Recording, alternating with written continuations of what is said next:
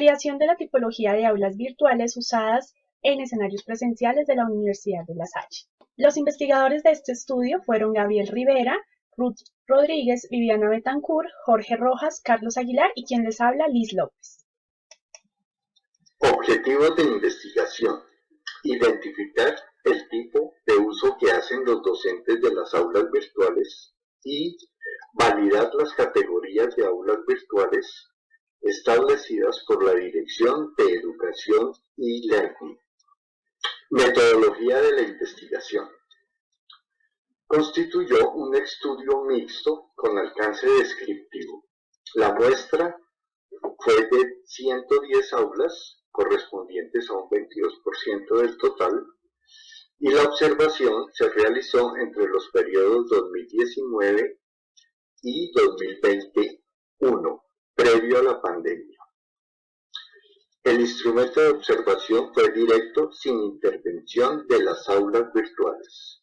Los referentes para su construcción fueron el ECV Check, lista de verificación de aulas virtuales de la ULSA, instrumento CODA y taxonomía modificada de Bloom. Categorías que lo estructuraron: estructura del aula, tipología de aula, estrategia didáctica, evaluación, recursos y herramientas de apoyo. Registro y análisis de información. Se realizó observación aula por aula. El registro se realizó a través de un formulario en línea y el análisis se realizó por grupos de categorías, cuantificando los hallazgos. El alcance. Se analizarán los resultados derivados de la investigación en las categorías estructura del aula, tipología del aula, recursos y herramientas de apoyo.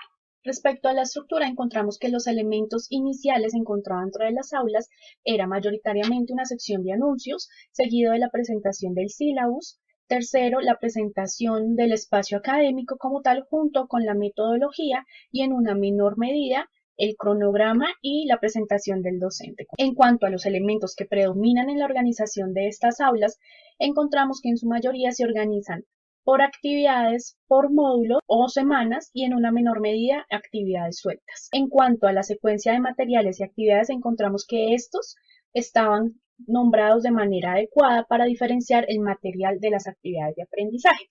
Y finalmente encontramos que el uso de las etiquetas se daba en una menor medida. A los canales de comunicación encontramos 4, que son, primero, redes sociales y correo institucional, seguido de los foros de dudas, y en tercer lugar se encontraba el uso del correo interno de la plataforma, y en cuarto lugar y último se encontraba el uso de encuentros virtuales. Cabe resaltar que esto fue prepandemia.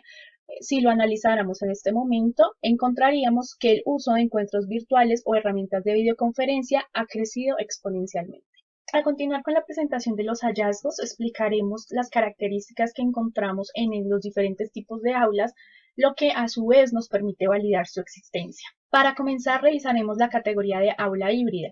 Allí, en cuanto a materiales bibliográficos, encontramos que había un lugar específico para que el material se encontraba referenciado correctamente, y en una mínima medida encontramos que se diferenciaba el material básico del complementario.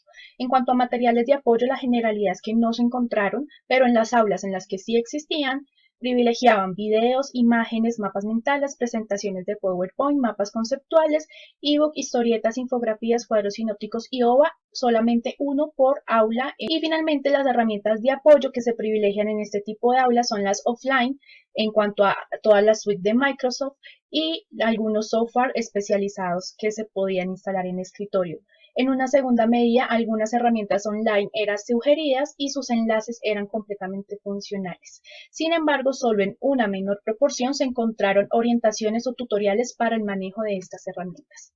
Ahora, en cuanto a herramientas online, aunque en su mayoría no se encontraban sugeridas, en las aulas que sí, privilegiaban el uso de EducaPlay y en una menor medida Genially, Powtoon, Canva y Pictochart. En cuanto a actividades de Moodle, privilegian el uso de tarea, foro, cuestionario y taller, y en una mínima medida glosario, las actividades de H5P, wiki, lección y asistencia. Y en cuanto a recursos de Moodle, el más utilizado es el archivo, seguido de carpeta, URL y en una menor proporción página y etiqueta. En cuanto a estas mismas categorías, pero ahora del aula repositorio, encontramos que no se diferencia definitivamente material básico del complementario, que es en una menor medida si había un espacio específico para este material y en esos casos sí se encontraba referenciado. En cuanto a materiales de apoyo, únicamente encontramos imágenes, videos y PDFs. En cuanto a herramientas de apoyo, herramientas offline, solo en términos de lectura de PDFs, herramientas online no encontramos. Ahí, por tanto, los enlaces y la orientación de uso de las herramientas no existían. En cuanto a herramientas online, precisamente no fueron encontradas en este tipo de aula. En actividades de Moodle era prevalente el uso de foro, tarea y en una mínima medida glosario, bases de datos, encuesta y taller. Cabe resaltar aquí que tanto foro como tarea eran utilizados para aclarar alguna navegación del material o anunciar la publicación de nuevo material. En cuanto a recursos de Moodle, el más usado es archivo, seguido de carpeta, URL, página y etiqueta. En cuanto al aula de evaluación, se encontraba que en su mayoría el material estaba referenciado, por tanto se encontraba un lugar especificado para este, pero no se diferenciaba material básico del complementario. En cuanto a materiales de apoyo, se privilegia el uso de imágenes, videos, infografías, podcasts y OVA en una mínima medida. En cuanto a herramientas de apoyo, están las herramientas offline y las herramientas online no fueron encontradas en este tipo de aula. En cuanto a actividades de Moodle, la que más se privilegia y era la general son cuestionario y lección.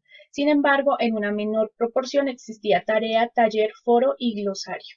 En cuanto a recursos de Moodle, privilegiaban archivo, carpeta, libro, etiqueta, página y URL. Esto se engloba en las siguientes proporciones que fueron encontradas las aulas.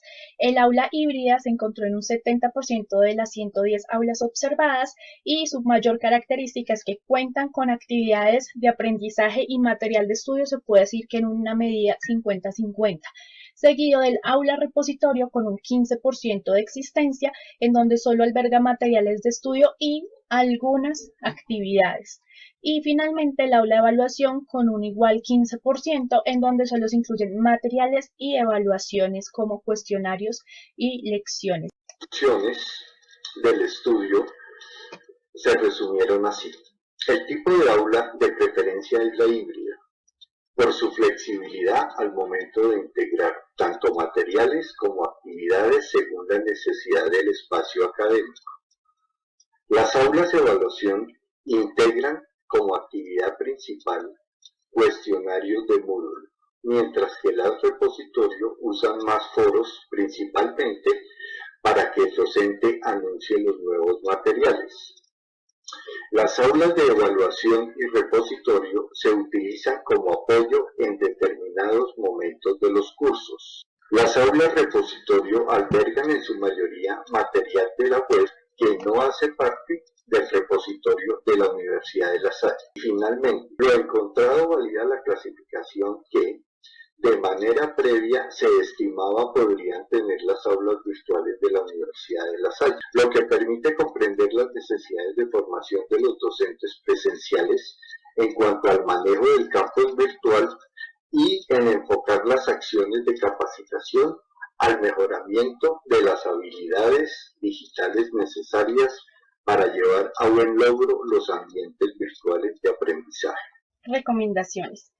Dado que este estudio fue realizado en época de prepandemia, se hace necesario que se pueda constatar los avances, las modificaciones en las características de estas aulas y todas sus particularidades para enfocar allí la formación docente ya en época de pospandemia. En segunda medida, precisamente, está fomentar la formación desde el potencial de aprendizaje colaborativo internacional en línea. Luego también es importante generar este plan de formación enfocado puntualmente a la construcción adecuada de este tipo de aulas que fueron validadas. Y finalmente apoyar la comprensión de los tipos de recursos educativos con el ánimo de que los docentes puedan construir estos a partir de los objetivos de aprendizaje planteados y no solo desde los contenidos. Muchas gracias por su atención.